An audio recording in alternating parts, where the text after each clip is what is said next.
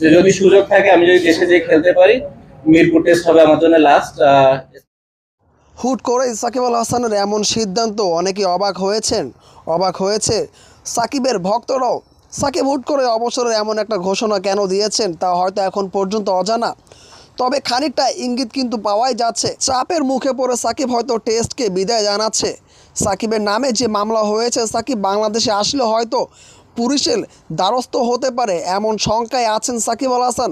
এমনটা কিন্তু প্রকাশও করেছেন তিনি সংবাদ সম্মেলন মাধ্যমে। তিনি কিন্তু জানিয়েছেন বিসিবি যারা আছেন তারা যদি তাকে গ্রিন সিগন্যাল দেয় তাহলে তিনি দেশে এসে মিরপুরের মাঠেই তিনি টেস্ট খেলে বিদায় জানাবে এবং পরবর্তী সময়ে তিনি বাংলাদেশ ছাড়াও অন্য যে কোনো দেশে যেতে কোনো সমস্যা যাতে তৈরি না হয় সেই বিষয়ে যদি তারা কনফার্ম করে তাহলে সাকিব কিন্তু মিরপুরে লাস্ট টেস্ট ম্যাচটাই খেলতে যাচ্ছে।